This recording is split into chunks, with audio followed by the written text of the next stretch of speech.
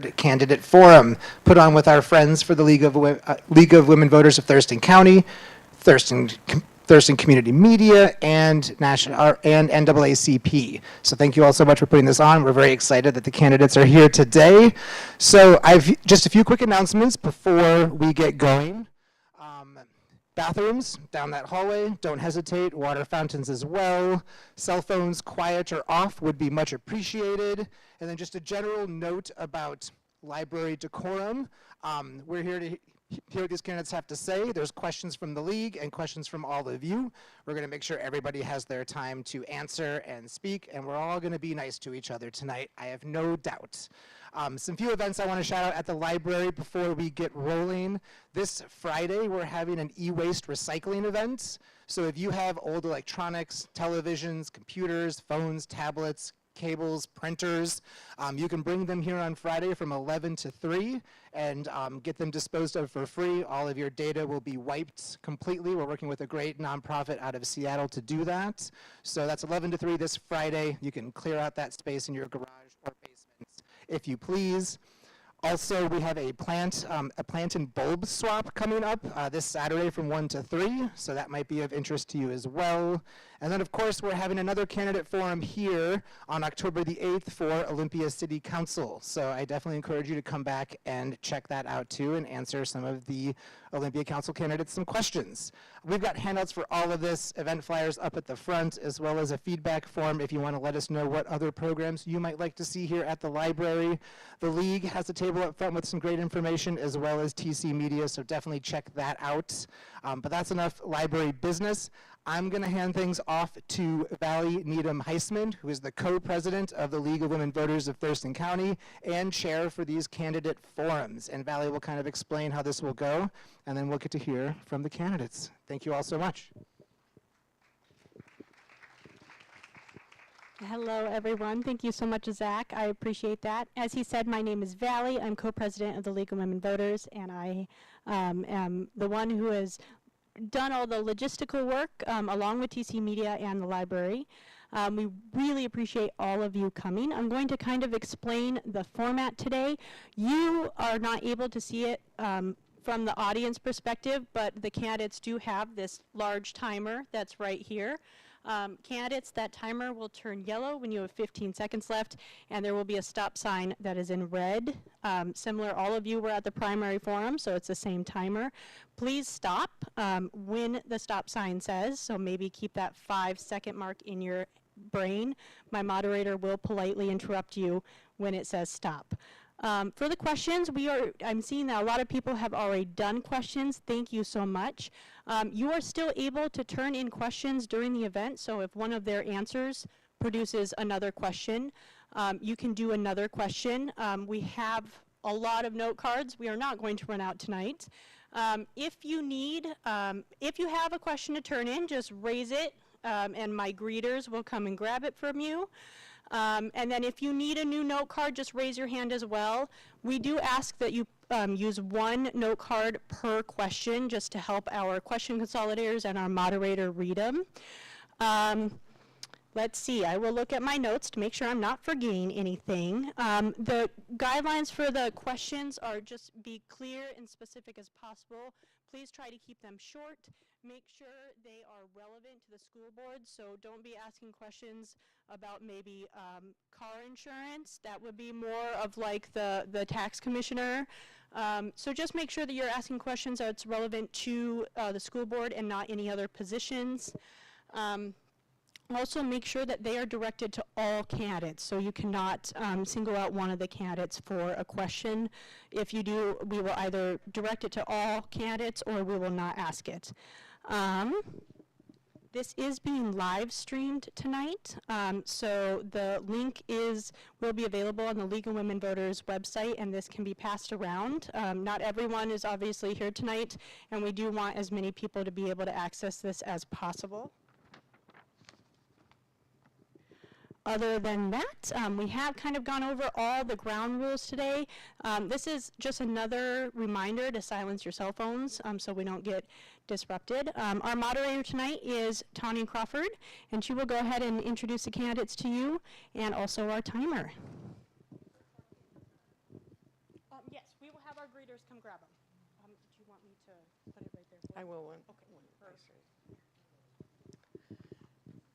Tonight, we are joined by Renee Fullerton and Ryan Smith, running for position 3, and Emily Ledegy and Gilbert Lamont running for position 5.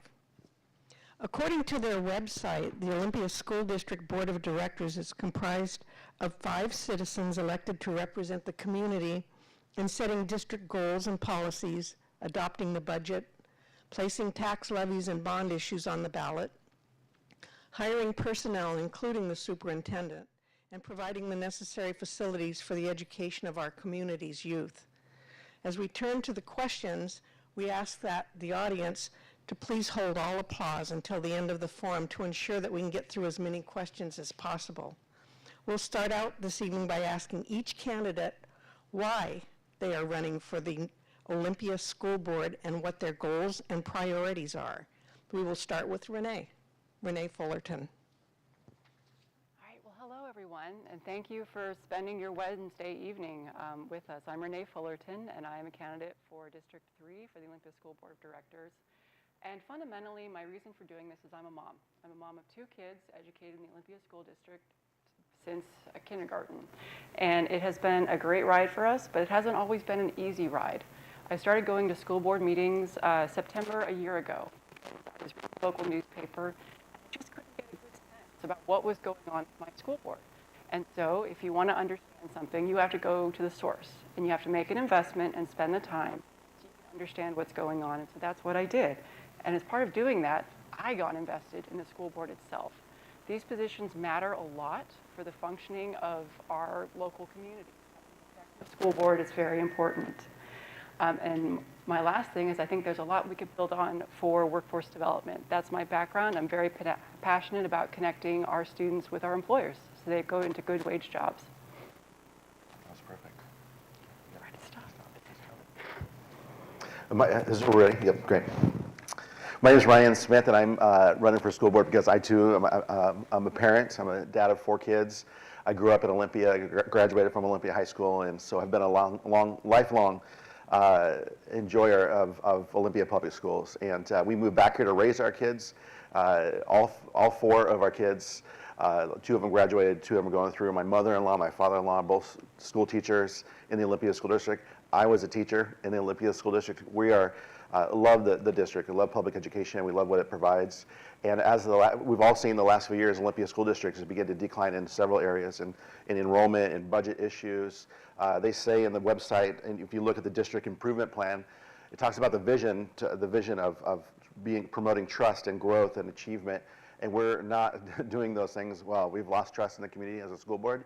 We are declining in enrollment and attendance, and we are seeing our test scores continue to slip. And so I want to help bring back trust. All right, I guess it's my turn. This is on. Hi, my name is Gilbert Lamont. Thank you all for being here this evening. I'm also a parent in the district. I have 2 smaller children that go to elementary school. I'm a data analyst by trade. My wife is an educator. I'm a military veteran, and public service is a big part of my identity and how I like to contribute to society. And I'm running for school board because I think I can help some of the problems that the school board seems to be having. With the budget issues as they are, my background in data analytics can help find where we're succeeding and where we could be spending less or more based off of those results. And I'm not the best at being a politician or a public speaker, so that's all I have. Thank you.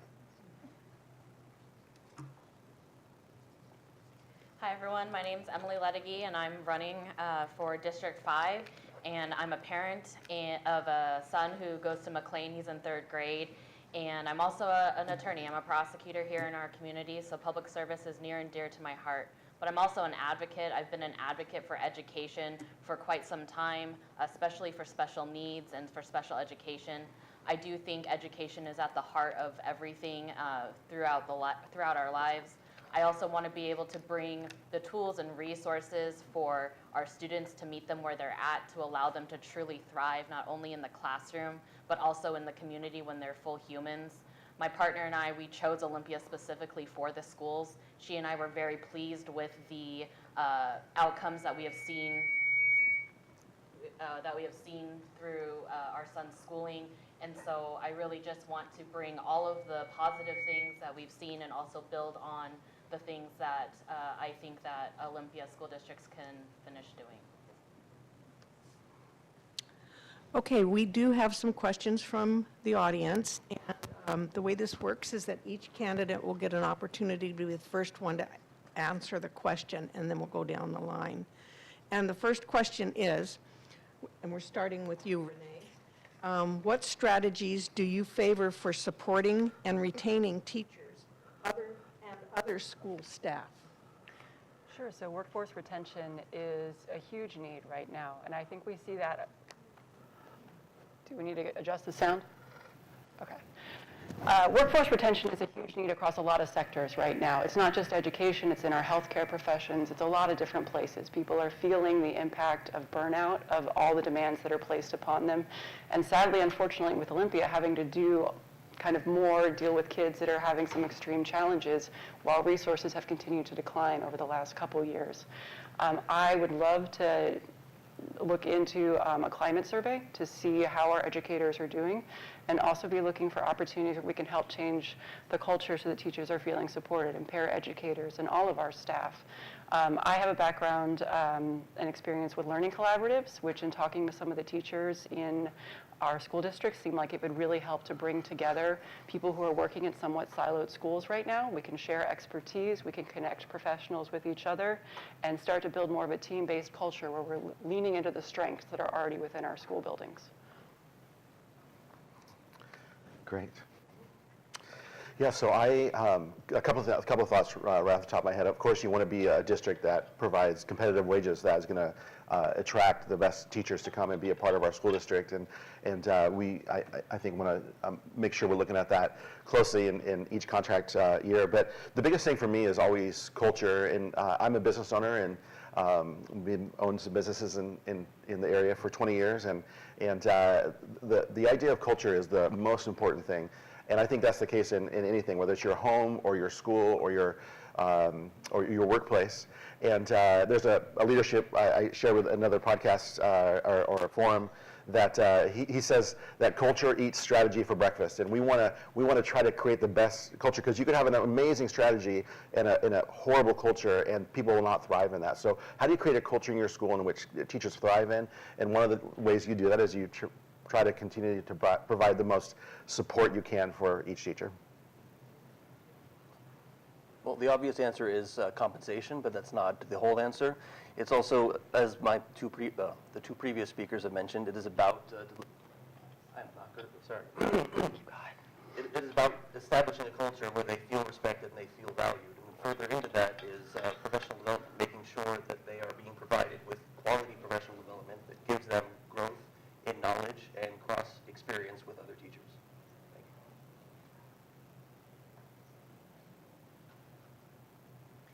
So I think one of the ways to work on the retention is to really focus on the humans, and that's focusing on the teachers, the educators, the staff, paraeducators, everyone involved helping to educate our students and our children.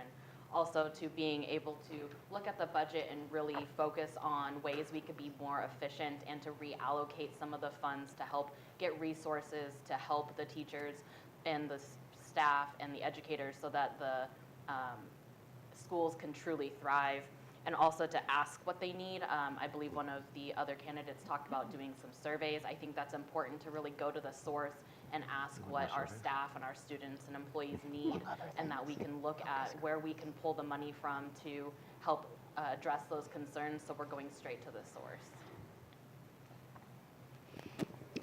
Okay, our next question, we will start with Brian, and it is, to what extent should school boards be involved in decisions over curriculum, and which books should be allowed in school libraries? Oh, and excuse me, by the way, if you need me to repeat the question at any time, I'm happy to do so. Yeah, so if I understood the question correctly, it's the role of school boards overseeing curriculum and what books should be allowed in libraries. So quickly in less than a minute. I would say that the role of the school board is to allow the experts to be the experts. I mean, teachers are trained, they have master's degrees, we have development directors that work in the district, and so we want to leave the expertise to those that are trained, and we would be certainly a voice of consultation, but we want to make sure that we are not stepping into areas that are not ours to step into, that we stay in our own lane and do the best job of encouraging and supporting the teachers and facilitating conversation with them. With regards to libraries, I think age appropriateness is always important, especially in elementary education. I'm an elementary ed teacher, and certainly age appropriateness is critical to think about when you're talking about books in the library. I agree with Ryan. We've got to trust our educators. They are the professionals. They are trained. They are the ones that know best in situations around curriculum. And speaking to libraries as well, I trust our librarians in our school districts. They know what is best and age appropriate. They know which books should be available. And in any manner of curriculum or literature choice, I would default to the educators in our system. I do agree that we should be focusing on what our experts have to say, the teachers, the librarian teachers, and those who have the knowledge and expertise in this area for, we're just switching to, okay. Knowledge and expertise in the curriculum, but also the school board does have a role to oversee that curriculum meets the policies and the standards in the state of Washington. So I do think it's an important note to have the school board overseeing it at some point, because that is part of what our role is. I do believe that books should be age appropriate, but I don't think that books should be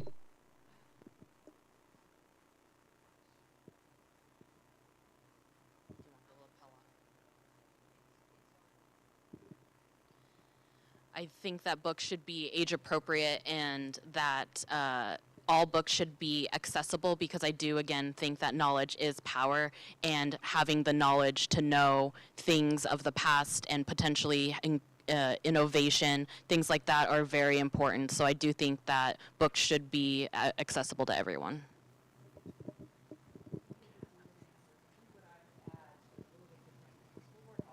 Responsibility to be the place where a parent can raise a concern about a particular item in curriculum, which I've done myself as a parent when we had a curriculum that was quite aged and it was not accurately portraying Native American populations as we would respectfully want them to be portrayed.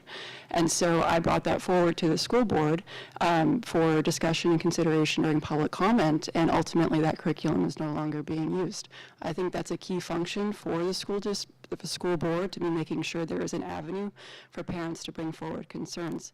As part of running for office, I've actually learned that we now have statute regarding concerns about books that the legislature has raised. And so now there is actually a process by which a parent of a student and the district can bring forward a concern about the book. The law lays out the process, and then of course it ultimately comes to the school board if it cannot be resolved at the lowest levels of decision making, which is of course at the school itself where the question is made. I'm actually going to have Gilbert re-answer that, if you don't mind, because his mic was not working. Is that okay? Can you repeat the question?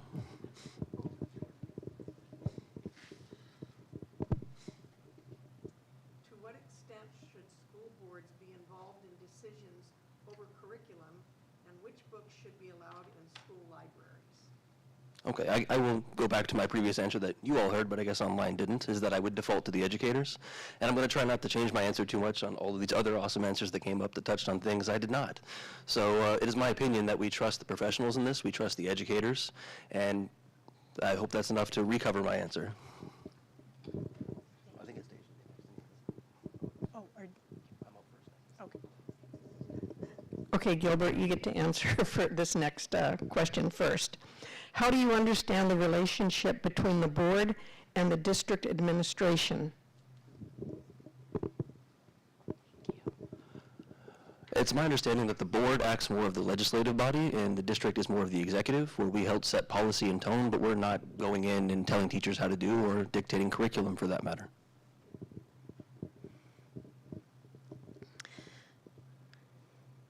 That's a very accurate answer. At its fundamental basis, the school board helps enact the policies and helps to look at how to fulfill those policies, while the superintendent or the district at a whole is more of like the executive and makes those bigger decisions. But overall, the school board and the superintendent and the administrators, they work hand in hand in tandem, and there are ways to address dissonance between the two bodies, for a lack of a better word. But overall, they are to work in tandem to help really have the students thrive.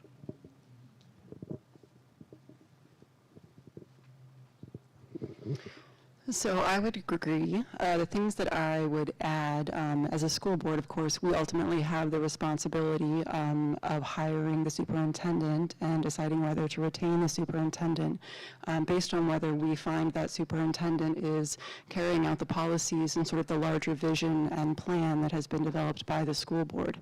Our job is not to micromanage, not to get involved into day-to-day decisions that are being made within any individual school or any individual circumstance. We really sit at this higher level where we need to be managing our relationship with the superintendent while he manages his cabinet and looks to the day-to-day functioning of the district.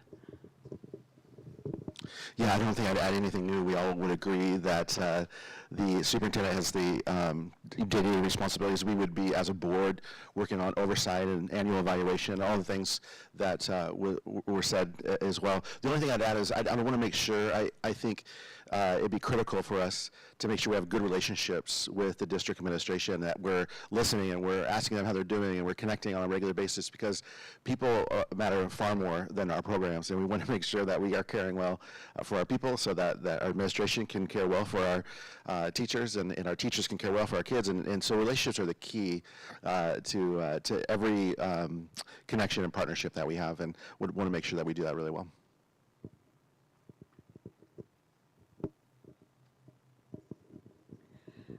This question will be begun with Emily. And that is, what approaches would you take to balance a budget deficit or shortfall?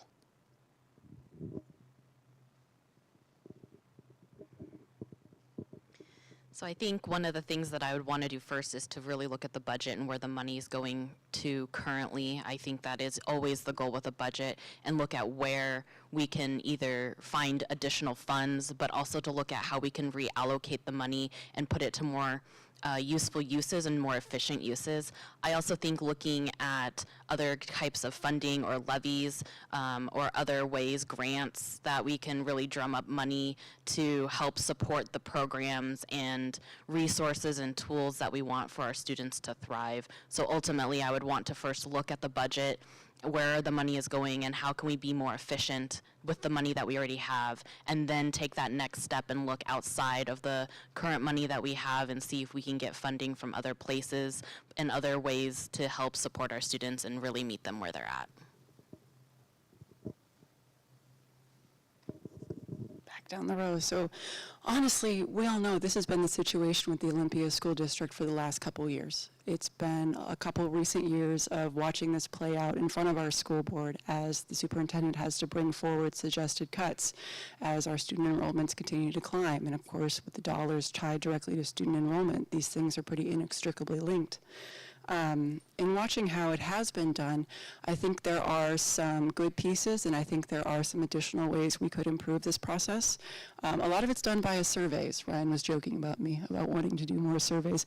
And those can tell you some things, but I think we also miss important opinions when we rely just on electronically distributed surveys. I think we're also missing some student voice, in particular doing more focus group-based discussions with our students themselves, those most impacted. What are they valuing about their education?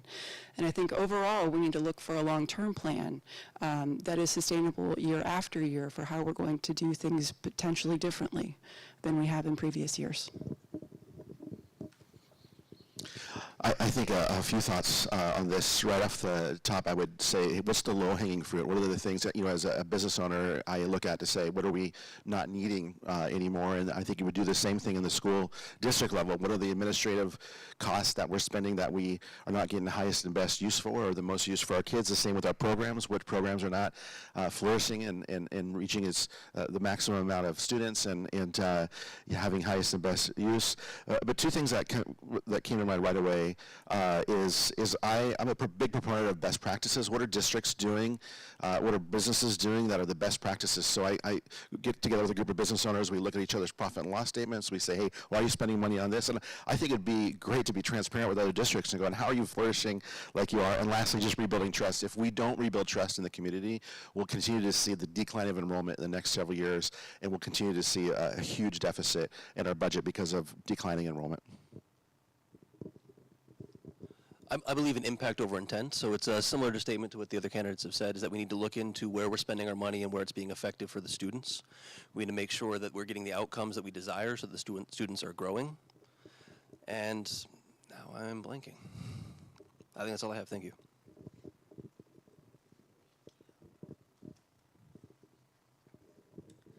We'll start this next question with Ryan. Are we back to you?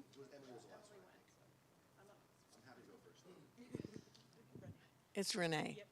Okay, sorry, I got out of whack there. How will you contribute to the board's leadership if and when they consider school closures in the future? So that is a really tough change management process, right? When a community has to look at the way things have been for a long time and start to consider and reimagine together what those things might look like differently in the future. I think a lot of us are kind of sitting up here probably because we had a school closure process that didn't go well from a change management perspective. I think that this is something in particular that, as Ryan said, we have a lot of work to do to recover trust, and that is probably the starting ground and the leadership piece that we would bring forward. And so getting out there and making sure people have the ability to interact with the board members, make sure that when people email that they're getting responses. It may not be from every board member, but at least someone is writing back so that you get this closed loop sense, this sense that there's actually a conversation and that you're not just sending your thoughts kind of into the electronic void that's out there. I think we also need to create opportunities for board members to talk with people in the community outside board meetings, which are created for a really formal purpose. Yeah, a few things that come to mind. I think, of course, I think all of us would say this should be the last conversation of school closure to happen. If and when that were to be the case, I think you'd want to do a lot of work beforehand, even has there been conversations around rebounding and looking at population in those communities before you do it. But there's a leadership principle that says people tend to support what they help to create. And if we can get the community to make sure that they feel like they're a part of this process, they're creating this process, they're going to be way more apt to support the thing that they create.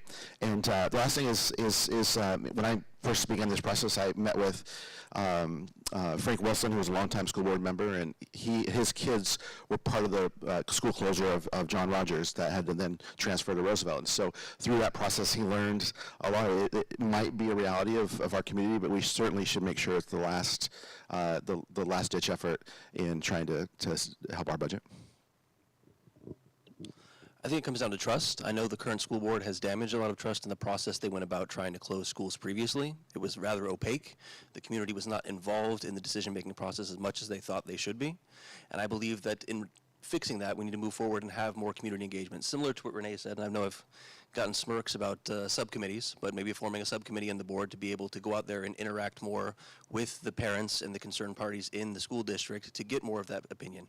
Be more transparent, be more open, have those conversations so it doesn't seem so rigid like the school board meetings can be, and that people can be heard and we can get better ideas into how we would go about doing this. Thank you.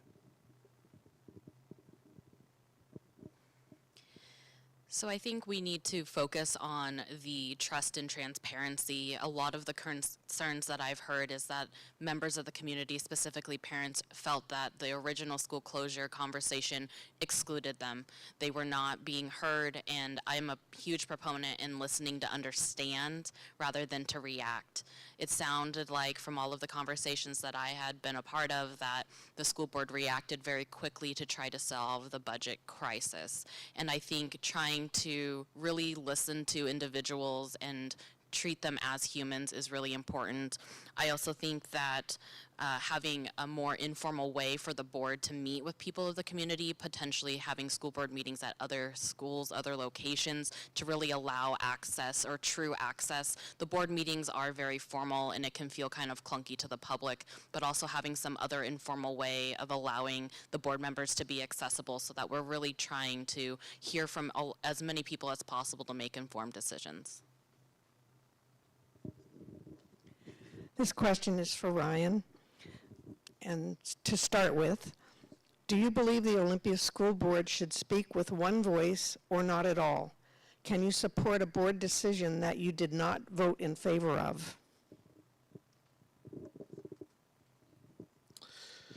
So I would say, so should the school board speak with one voice or not at all? I disagree with that 100%, and I think it's been sad to watch the school board just be unanimous continually without any dissent or somebody saying, hey, are we sure that this is going to be the best option for our community? And so things have just gotten pushed through in ways that are, I think have actually been hurtful to our community. It's some of the things that's lost trust, but if we aren't able to disagree and we're not able to come up with the best solution possible through that disagreement, I mean, if you are married for any length of time, you know that some of your conflict and the resolution that comes from that creates some of the best parts of your marriage or any friendship for that matter, and we grow most when we're in when we have some tensions to work through.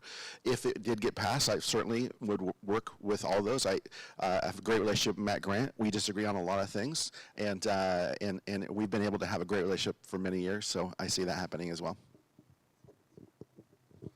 I think one aspect the board can improve on is that, like Ryan was saying, discourse. There does not seem to be a lot of discourse between board members at the meetings. At the end of the day, they do speak with one voice because each board member is only 20% of the board. They vote on it, and they would have to speak with one voice at the end, and you would have to potentially be okay with a decision you did not agree with. But I do think the current board has not had a lot of that open discussion. They're not talking to each other at the meetings, so who knows when they're talking with each other, or if they are, and then they just are of the same mind. But it's important to have that discourse. Well, also, you will have to accept if you are one and the other are four, that's the answer. The board is 5 people that vote. Thank you. So ultimately, the board has to have a majority vote, whether that is 3-2 or 4-1, however the math works out. The majority, whatever issue is being discussed, has to be passed with a majority. But ultimately, those in the minority would have, I would hope, have the courage to speak up. I believe that speaking against a policy, if that's something you truly believe in, is very admirable. Speaking up, standing up for what you believe in is very important to me. So I believe that if there was something that I didn't agree with, I would have those tough conversations with my fellow board members. I would be able to have those conversations and fully support what I believe. That doesn't mean my mind can't be changed either, but I would want to be able to voice my opinions and have a tough conversation, and I would hope that the other board members feel the same way. Ultimately, my job has given me the expertise to do that, but I would hope that that is something that I can bring to the board.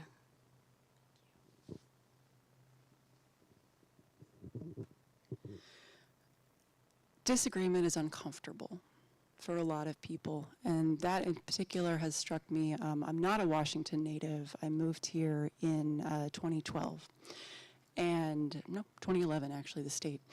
And watching how policy gets made in the state, and sometimes important thoughts or questions or concerns are not brought forward publicly, things are killed off in back rooms. And I think that's a really bad way of going forward, because it doesn't give everyone a good sense of what's actually going on. You don't get a chance to have a thoughtful discussion and positive or negative disagreement about a topic if you're not even willing to bring concerns forward into a room. I think ultimately that a minority does need to support the decision that's made by a board, and if I were part of a minority at that point, I agree, but I keep an eye out for down the road. You look for how implementation of that decision has been handled and if there's an opportunity to revisit. This next question will start with Emily. With Gilbert, oh gosh, you guys, I'm sorry, I need a better chart, I guess. What would you propose to improve student literacy and reading comprehension? You sure don't want to take this one, Emily? Go for it. I mean, as I said before, I would default to educators, so I would go and speak with our librarians and speak with the subject matter experts on the topic to develop any kind of plan to help improve that outcome. And I probably should have talked slower. It's okay, I'll go second. So I think to improve literacy and reading comprehension, we really need to look at what is working and what's not working. I think that one of the main things I would be focused on is to really look at how students learn as well as listen to the experts, but listen to how this and look at how the students really thrive in their reading and in their comprehension. What works for them? Maybe reading a chapter book at this point in a sitting position is not good. Maybe sitting on a bouncy ball chair is more beneficial for them to focus on that reading. Are there other tools and resources that we can help encourage the reading and literacy? Also, I would like to look at more reading groups or have volunteers come in, whether that be myself or other parents or other just professionals in the community to help have those reading buddies. I think that would be really good. It also allows students to see other people reading, and it's really encouraging. So I'd want to start there.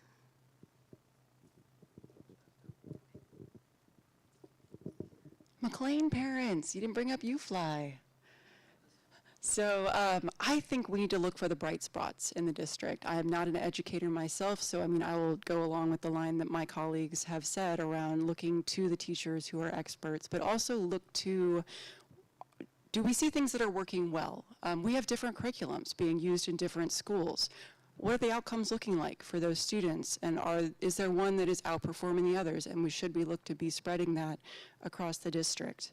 I think there are some long-time tools that I, speaking as a parent, would like revisited. And one of those that comes to mind is AR testing or accelerated reader testing, which if you're not familiar is a read a book, take a quiz, get the points tool that's used within the elementary schools. And for my kids, at least, it's been very unmotivating. It's kind of that punished by rewards thing where they're trying to gamify, how do you get the points? Or if the book's not getting points, then you don't even want to read it. And it's like, what are we even here to do, folks? I mean, we want them to love reading. Get off soapbox. So I'm an elementary education teacher, and that was my training. And so early intervention will be the key for me. Are kids able to read by third grade? Do they have the skills that are the foundational building blocks to begin to read? And I think if they don't, then we don't just push kids through and on as we have been doing in many ways in the last several years. Just they're not able to comprehend a certain thing, and we just say, hey, well, maybe next year we'll get it. And to have a conversation and with partnership with the parent to say, do you think this is best for your kid if they can't read by the third grade, to just push them through onto the next. Begin at that early level to get foundational reading blocks in place. The other thing is, again, back to my conversation around best practices, why are there other states that are improving in these areas? So how are they doing a better job in reading comprehension and reading literacy in all age groups? And so looking at best practices, but really, again, double down on early childhood education.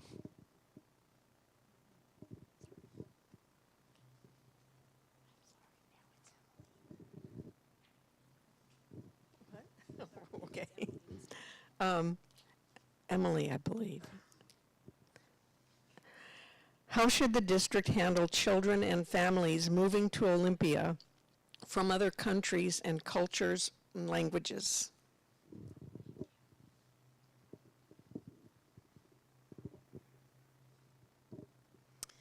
I think first and foremost, the school district should welcome them with open arms and treat them as the humans that they are, and to allow those families and students to have access to resources that can help them be beneficial not only in school but outside of school. There are a lot of great cultural things here in Olympia, and I think maybe not necessarily having partnerships, but having a nod to certain places that are able to help support those families that may be looking for other community, not just in the school, but outside in the community as well. And to be able to allow those students to have, and families to have the access to that, and to also allow students to feel safe in the school, being who they truly are, and to have some assistance in school as well for things that they might not necessarily know they need, but start asking if there are things that can be addressed. I'm actually going to ask if you could read the question to me again. I think I missed part of it.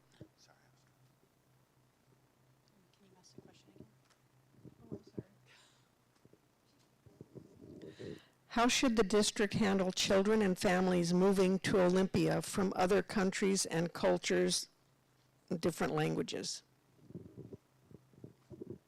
I think children and families from other cultures and languages offer both an amazing opportunity to diversify our local school district, but also bring some really practical concerns for having those children, integrating them effectively into the classroom environment. I know that we have teachers that are specialists that work with our multilingual students as they come on board and learn English. I think we also need to be thinking about how we're supporting teachers in the classroom, because those specialists aren't necessarily there very much at all. They're split very much between all the different elementary schools where they serve students. So we need to be checking in with our classroom teachers who are with those students day in and day out. Do they have the adaptive technology that they need to be able to communicate effectively with these students? Are there microphone assists? Are there earpieces? Are there translation devices that would help?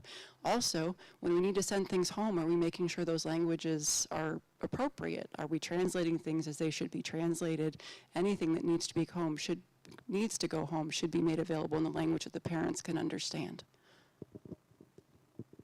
Yeah, I would agree with all that, and grateful for the ways that in which we're already doing that in our district, and continuing to provide ways for that to grow as we see a growing immigrant population in our community.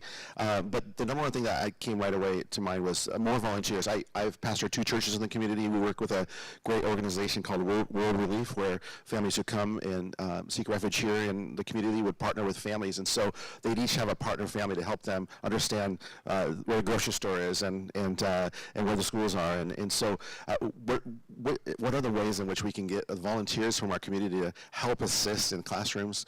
Perhaps instead of having a paraeducator that is a one-on-one, we have a volunteer family member as they navigate what it looks like to work their way into settling into the school that they move to, and so there's a whole host of ways we can get more people in the community involved in this great opportunity to care for families that are from other countries. I believe the Olympia School District is already a very welcoming place. It celebrates the diversity of the student population, and I believe any student coming from abroad, from another country, from another background, from the language, would be accepted and feel welcomed in this community.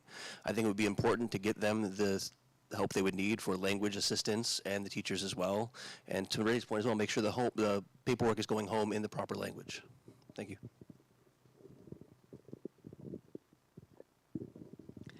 How will you, excuse me, how will you support students who are differently abled or non-traditional learners? I'm a parent of one of those kiddos myself, and the challenge is real, right? Like, every student has their own individual needs and learning styles, and the teachers, I think, honestly do their best to try to address the children that are in front of them. I think we need to make sure our teachers are educated in how to have an inclusive classroom setting that lets students come in and be together with peers, and so that they're able to learn from each other. I think that it is important and vital, actually, that our students are exposed to the full range of folks who think differently, whose brains work differently, who have different experiences, because that's part of what makes all of us better people together, more well-rounded. I think I'm gonna end there. Yeah, that's good. Yeah, this is a difficult one, especially as we're seeing funding continue to decrease around special education and students with disabilities and different learning styles. I taught a pull-out program for academically gifted kids called PATS several years ago in the district, where 5th grade, 4th grade, 3rd grade, 2nd grade would come in. It provided the opportunity for these kids were different types of learners. They were high performers. And so I would say, what are the ways in which we need to find opportunities like that for our students? And the good news is there's a lot of ways we're already doing that in the school district. And so one of the ways I think that we'd have to figure out how to help funding to provide some resources for these for this group of students is some private funding or partnerships with businesses. I know many business owners who would be elated to help with kids that have disabilities or needs in our schools, and I think that would be one way to help continue to fund these options as we see this budget shortfall. Can I get the question repeated again, just to? How will you support students who are differently abled or non-traditional learners? I would support those students by supporting the teachers, and that's where we would get our feedback, is to see how they're doing, what extra additional support they need. If they need more PD, more support, it comes from speaking with the administrators and making sure that everyone is getting what they need to deliver that assistance to those students. I'm also a parent of a different learner, and he is an amazing child, and I think Olympia, and specifically McLean, because that's where he is at, is doing an excellent job really meeting him where he's at and allowing him to truly thrive. I think looking at the policies for IEPs and 504s is really important to make sure that those are consistent throughout the school district and that students in similar situations are receiving similar access to needs and for their needs and to resources and tools. I also think that other students and classmates can also be a great resource. I know my son has great friends who are able to help him get through tough times, and I'm not saying we should put the burden on other students, but using that resource where he already has a friend who understands him. He also has his one-on-one who is intimately familiar with his needs. So I think allowing students to really ask for the things that they need and to really be able to provide them through funding is important. What role do you see the board has in ensuring protections for undocumented students? What role? One more time, as I'm. What role do you see the board has in ensuring protections for undocumented students? Yeah, again, I think this is where partnerships are critical, and I would say, gosh, I'm not even really sure what the board's direct role, but making sure that kids feel safe in their school by making sure that they're welcome, but also we want to make sure we're in partnerships with local police as well. We're not trying to do anything that is not against the law. I mean, I haven't been asked this question before, so that's a great question. I want to create a safe school for all kids, whether you're documented or undocumented, but I wouldn't want to do things that are not against the law, and so it would be a partnership that way. This is a new question for me as well. I mean, I would default to making sure that the schools feel safe and accepting for all students, full stop, regardless of nationality, immigration status, or anything like that. I don't have more of an answer on that. I'd have to look more into it and read more into it. I'm sorry that I don't know right now. So ultimately, the board is tasked with creating a curriculum and helping with policies and procedures that are rolled out throughout the entire school district that follow the laws of Washington. So if I was to be on the board, that I would continue to follow the laws of Washington and the laws of the United States. That is an oath that we would all take if we were to be elected. But also the heart at this is to make sure that students are being met where they're at, and to make sure that schools are safe and that students feel safe in the places that they're learning. We were just talking before this all started how school is kind of like our kiddo's job, like equivalent to ours. They're there most of the day, so most of the day and almost a second home for some students. I know that there is a child that I came across who felt that school was her safest place, and no matter what, school should be a safe place. So allowing the board to make sure our policies and education allows for that so students can truly thrive is very important.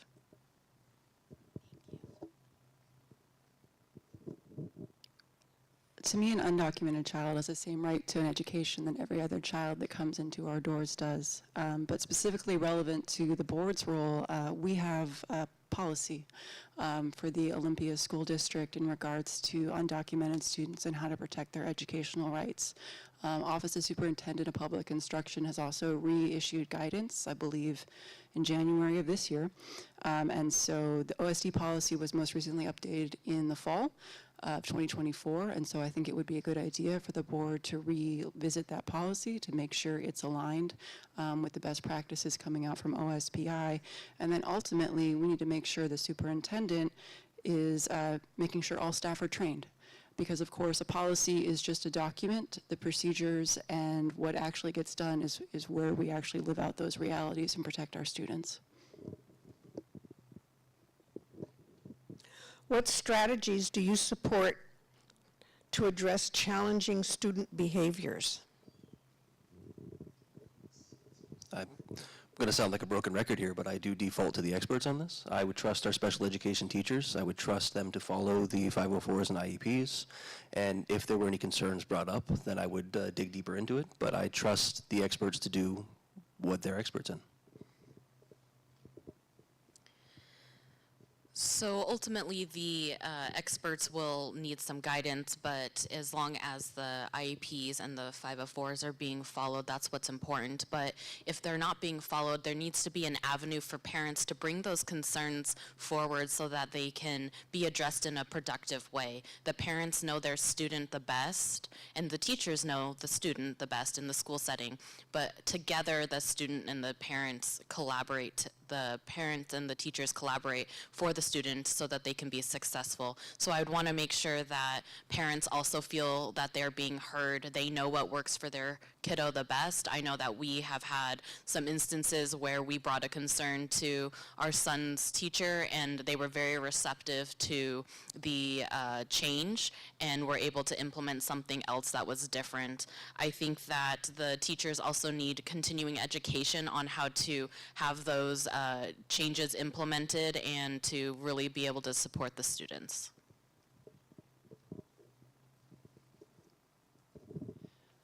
So challenging student behaviors and sort of that larger context of behavioral health generally is a giant statewide conversation right now. We are sort of wrestling through what is the role of the school in regard to providing behavioral health services. In particular, the schools are not funded to provide behavioral health services like folks might want them to be able to do. And so I think what we need to do is be thinking about, we don't have the funding necessarily to continue to do what we have been doing. So how do we look for the new way forward? Because the students still come to us, the students still exhibiting challenging behaviors, we still need to find the path. I think there is some interest potentially, well, my interest, and I'm trying to interest other jurisdictions in sort of cross partnerships between the city, the county, the other school districts. How do we create a more regionalized approach to providing behavioral health service for our kiddos so that we're able to get ahead of some of this higher acuity behavior that we're seeing within our schools?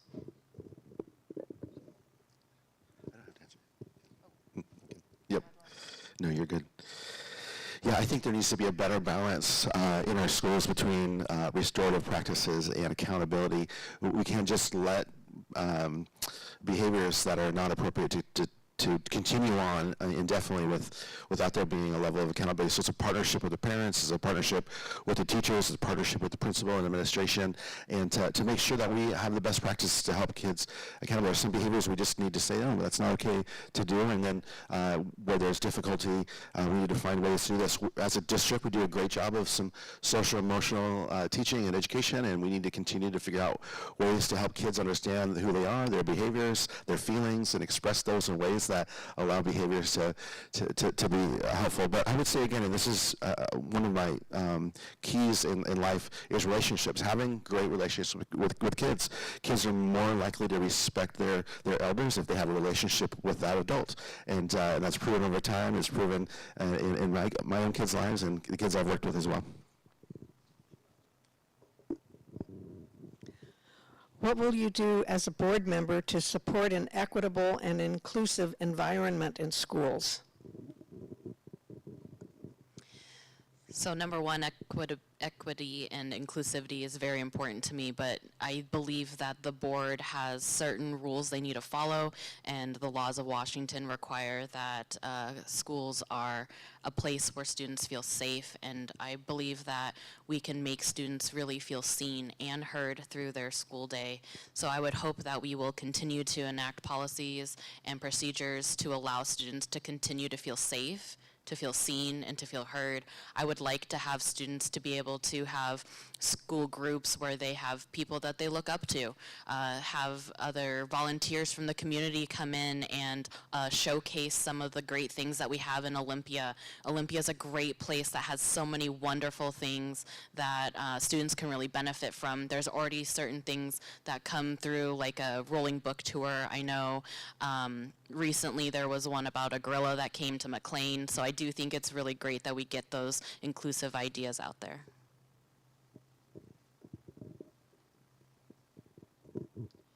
And going to school board meetings this last year, I've actually been really impressed at the thoughtfulness of this particular board and what they have done around requesting what's called disaggregated data, or looking at our students by much more than what you think of as like the 5 main census racial categories. They break down information for our students across a whole range of different categories, and that is so important because it lets us shed more light on where we have more work to do. And so I think that's something I would like to see continued here within the Olympia School Board, and look for, then you have the follow-on, right? Like what do you do to help address those disparities that you're seeing within the data that are calling them to your attention. But if you weren't looking, you wouldn't even know they were there, because they would disappear into the wash of data. I would say that public education is the most equitable opportunity for a child in their life. They come from so many different backgrounds and so many different settings and so many different situations. And so we have an attendance issue in our district. Right now we have about 3/4 of our students that come to school more than 90% of the time. So 25% aren't, 77% aren't coming more than 99% of the time. And so we need to figure out how to reconnect with our students and our families and providing them, because when they get to school and they have an opportunity to connect with teachers and their peers and clubs that they want to be a part of, or supporting groups that will help support the things that they're struggling with, then that will be the key. And I would want to try to figure out ways in which we can improve attendance to help our schools continue to be equitable and inclusive. I believe OSD does a good job of equity and inclusion currently, but I also agree with Renee on the point of disaggregated data. It is a good way for us to look at the numbers and see where our intent isn't actually meeting the impact we want, and to make sure we can go out there and rectify those issues with the students that are not being met and getting their needs met through the system we have in place.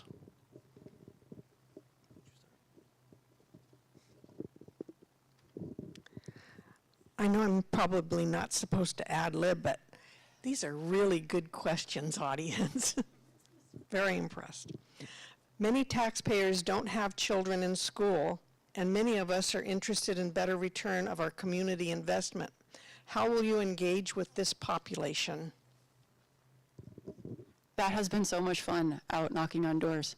So I have been actually kind of surprised, but maybe I was naive, about how many times I've knocked on someone's door, and it's someone who's a voter. You know, like, they don't send you out to talk to like the people who don't vote. And they'll say, oh, I vote, but I don't usually vote in the school board race. And to me, that is such a good opportunity to ask a question, to engage. Sort of why? And then, do you pay the taxes on this house? Are you interested in having a well-trained workforce that is going to be your future nurses, your future doctors, your future teachers, your future small business owners. The functioning of the school district within this community has such an oversized impact on how the overall function, everything that we do, really, when it comes into it. People need good workers. People need folks who have learned how to work successfully in teams. All these things that we can work on in K-12 and help increase our overall prosperity in our community in the future. I apologize. Can you repeat it one more time for me? Many taxpayers don't have children in school, and many of us are interested in a better return of our community investment. How will you engage with this population? Yeah, again, the key is relationships, and as Renee is saying, the more that we can engage this group of folks, whether it's town hall meetings or surveys or all the ways that we can try to build more relationships with taxpayers to regrow trust. I think this is actually, sadly, the first time we've been a district that has always passed levies and has had no difficulty in supporting public education. And these are the first conversations I've been having with families saying, I think I'm going to vote no because based on the way that we see the school district going. So we need to figure out how to rebuild trust. We need to figure out how to regrow connections with our community, and in that trust rebuilding, I think we'll get a chance to re-engage some of these folks who don't feel like they want to vote or want to support certain things. I know this is cliche, but the children are the future. I mean, that investment in children is investing in more educated, more responsible adults and voters in the future. So that money is spent to making sure our community continues to thrive and grow with great community members and strong community. You stole half my answer, Gil. So ultimately, I believe that speaking with everyone as best as I can is really important. We don't know what we don't know, right?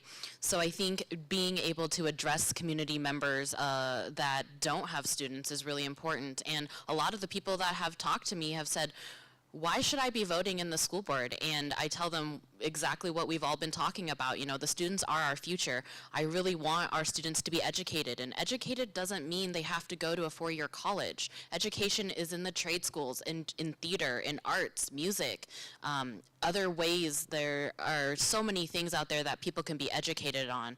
And having a good foundation in the public school system is extremely important to build on that for future education and future jobs. And I think that those individuals who want to know more about why they should vote if they don't have kids comes down to accountability and transparency. Their money is going towards supporting all of these resources and education for the students. So I think it's important that they learn that. Are there ways to raise student enrollment and engagement that could be effective in our communities? Yeah, again, it comes back to trust from the community, and unfortunately, one of the things that's happened over the last several years is that the school board and district in some ways has moved into more ideological focus instead of education first. We need to get back to education first as the highest priority for our schools, and in that it's going to provide opportunities for parents to trust that they're going to send their kid into a school and it's not going to be ideological focused. There's a group of parents that we did a survey. It was representative of 135 students that have left the districts and teachers as well. And we asked, why are you leaving the school district, and tell us, help us understand. And the number one reason why they're taking their students out of Olympia schools is because of politics and ideology. St. Mike's is building a two-story building because their enrollment is continuing to grow. Parents are taking their students and getting them into other opportunities because they don't want politics and ideology to be the focus. We need to get back to education first and trust in our community. Can I hear the question again?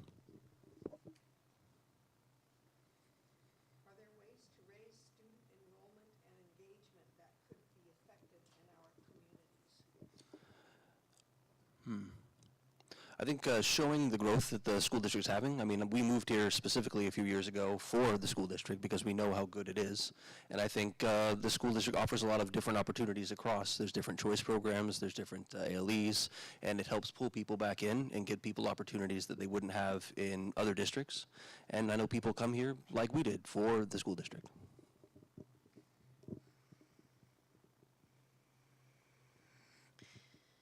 Allowing families to really be heard on why they're leaving the school district is important. I think there's more to the story on why individuals are leaving as well. I know that there's a family that was contemplating sending their son to private schools given the large class sizes and the way that they believed that their students' needs and access to resources were not being met.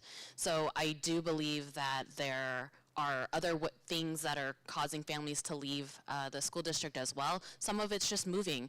Like my partner and I, we decided to move from the other side of the state to Olympia, and we chose Olympia because of the schools. She and I were very specific on the area we wanted to live in and the opportunities that Olympia has. I think that there are a lot of parents out there that wish there was more transparency, especially from the school board, and more accountability, and that's something that I would want to continue to champion going forward. And I think that there's, again, more to the story of why people are leaving, but I would want to hear from those other opinions. I have a lot. I'm not going to make it in a minute. Hit me up afterwards if you want more complete thoughts. So I think one thing I haven't heard addressed is the structural nature of some of our challenge here. If you go back and look at Thurston County from 2010 to 2020, the total number or the percentage of households with children declined. At the same time, the county was growing. We are becoming an older community. We are becoming a community of households without children or single family, single individual households. That's a structural challenge, right? You have fewer young people, you have declining birth rates. That means you're ultimately going to have fewer children available in the pool. That said, some of what Ryan said is true as well. We're also having students that we could be getting that are choosing not to come with us. I think some of that can be cracked up to the communication challenge. The communication challenge is real with this school district. They completed a communication audit over the last year that calls out a whole lot of findings that could go, I think, if we implement and move forward to improve that particular situation. Well, we're just about out of time, and so we're going to use our remaining time to give each candidate another minute for their closing statements. And we'll start with Gilbert.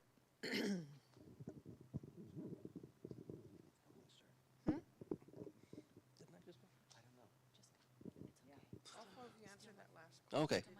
Oh, I want to look at your cheat sheet here. Well, thank you all for coming. I really appreciate you guys being involved in the community and coming out here and asking us these great questions. I appreciate having the opportunity to answer them in my concise manner. I'm going to reiterate my points. I'm running on impact over intents. I believe my background as a data analyst will help find the important impact that are hitting our students and making sure that we're putting our funding in that point. Additionally, I believe that diversity is our strength and that everyone should be included in our school district. And I also believe in empowering educators. They are the backbone of our schools. They are how this stuff gets done. They are the experts, and I trust them. Thank you. And if you have any other questions for me, I have an email, or I'll be around if you want to ask questions. I've been loving talking to people throughout this whole process. Thank you.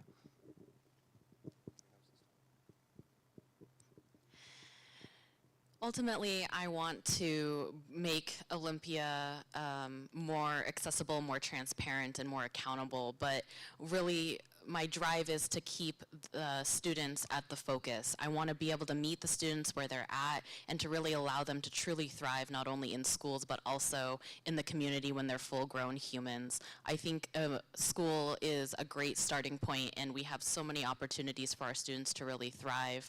I believe inclusivity is not just what everyone thinks about the word inclusivity. That includes all students with learning disabilities or different ways of learning, and also students who don't have learning disabilities. We really need to look at what works for each student if we can, and to really allow them to get access to those tools and resources to really thrive and to be the best students that they can be, so that when they are full-grown humans, they are there and they're educated. I would love to talk to more of you when there's more time. Please reach out. Thank you.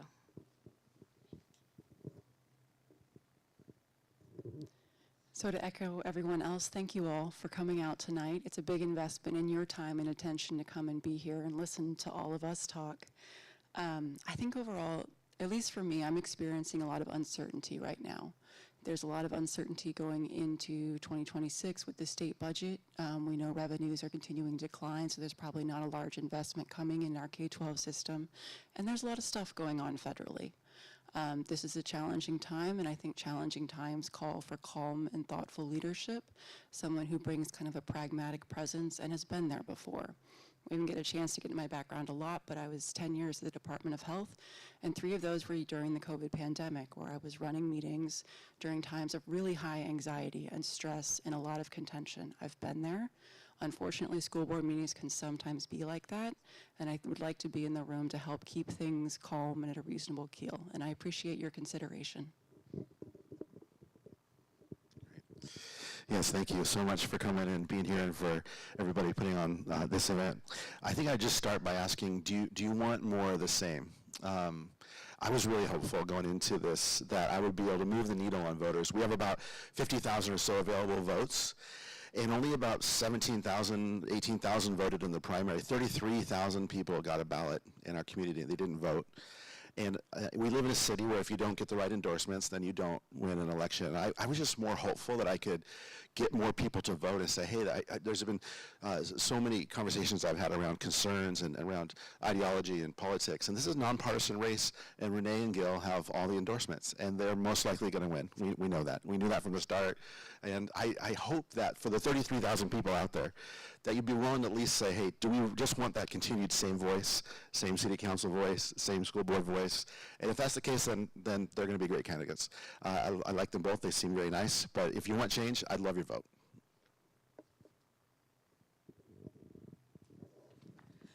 We encourage you to be a voter in the upcoming election on November 4. Every vote counts. Ballots will be mailed out around October 15, and you may register to vote right up until Election Day. The League of Women Voters of Thurston County is a nonprofit, nonpartisan organization that encourages all citizens to be informed, active participants in government.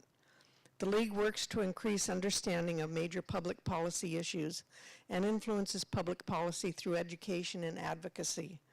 Our sincere thanks go to TC Media for their partnership in producing this forum and also for years of collaboration with the League. TC Media is a nonprofit organization dedicated to making media productions accessible to the community. We're grateful to Olympia Timberland Library, our host for this series and of candidate forums for local offices that significantly influences the way our community works. Thank you to the NAACP for their sponsorship as we work toward a community, state, and nation where equity and equality for all become the foundation for a strong, vibrant democracy. Thank you to the candidates for taking time to be here this evening. We believe when candidates make themselves available to the public, it promotes a healthy democracy here in Thurston County. We also want to thank all of the volunteers who are here this evening. We could not have pulled this off without them. Finally, thanks to all of you who attended both in person and online. Have a great rest of your evening.